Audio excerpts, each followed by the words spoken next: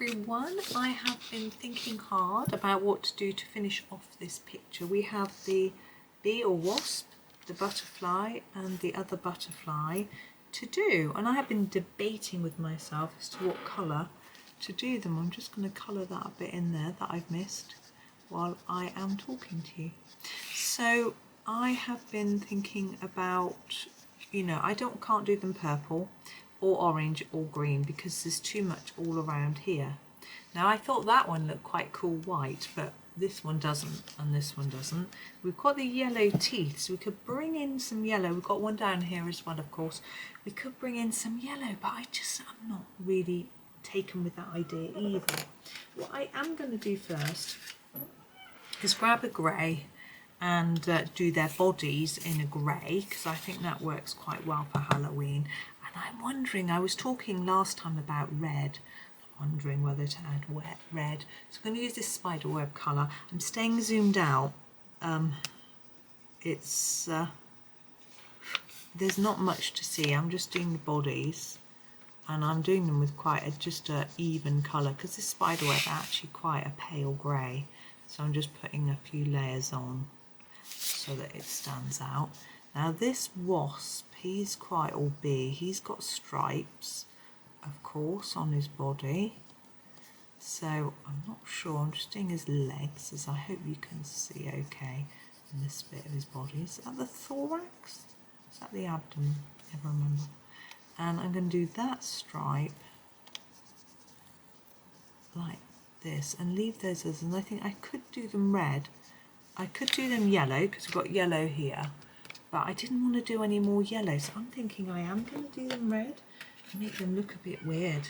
Why not? It's Halloween. It's got Ladybug.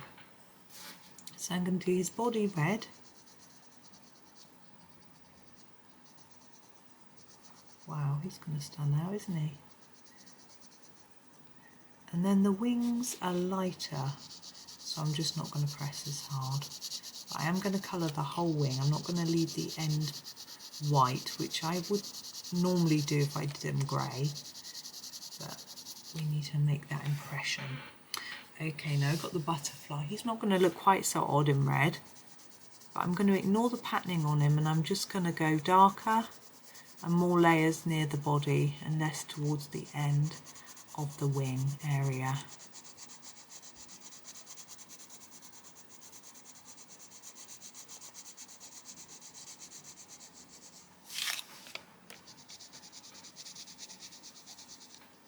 I'm going to make that bottom one a little bit dark because and that one, I think they're behind the other one. There we go. Oops. And then we've got this one to do. Right, that's not too shadowy. Shadow. Let me come in from underneath. So I'm going to do the bit darker on the top of the wing there and lighter to the bottom. Might seem a little odd, but I'm thinking the wing above is going to be shading it. Just a few more layers of colour nearer to the body. And then we've got this one down here.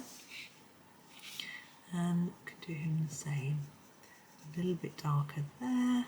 This one's closer to us, it's a bit lighter but still a bit darker towards the body. This one's the furthest away, it's going to be the darkest. This one again is quite close to us. So a few layers near the body. There. Now I think that is us done with that page now. The only thing we have outstanding is our playing card. Now I'm sitting back and looking and thinking, do I leave that white? Do I put a little bit of red on it? The background's white, it does stand out a little bit. I'm gonna leave it. I'm gonna leave it white. I've just spotted a bit of green that I need to do that I'd forgotten, which is this bit here.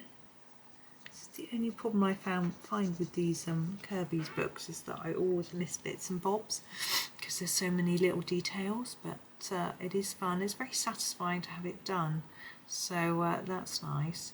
If you want your teeth to look a little bit more gold, you could do a little bit more brown around the edges, and I think I'll just show you how to do that, just in case it's something that you want to have a go at. So we have the Foxy Brown here, and what we do is we just put a little bit on the edge, and it just gives it a little bit of warmth and more gold look. I don't know if that's really showing up in shot. Now don't press too hard, you don't want a huge streak of brown. The idea is to just add what looks like a bit of shadow to the darkest parts of those teeth, and it should just help to make it look just that little bit golder rather than yellow.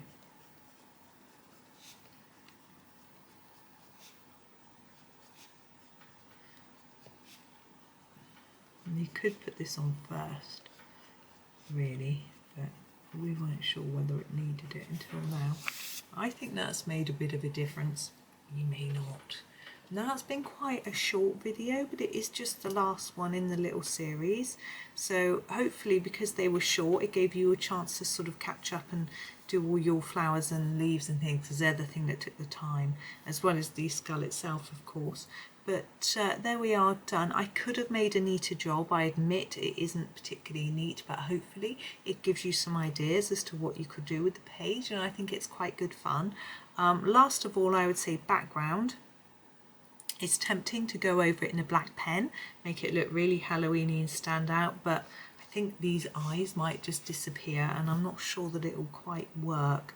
A darker purple might work, a darker orange, don't know. Or you could do red and then change the colour of the insects to grey or black, you know, something like that. But I'm going to leave it white.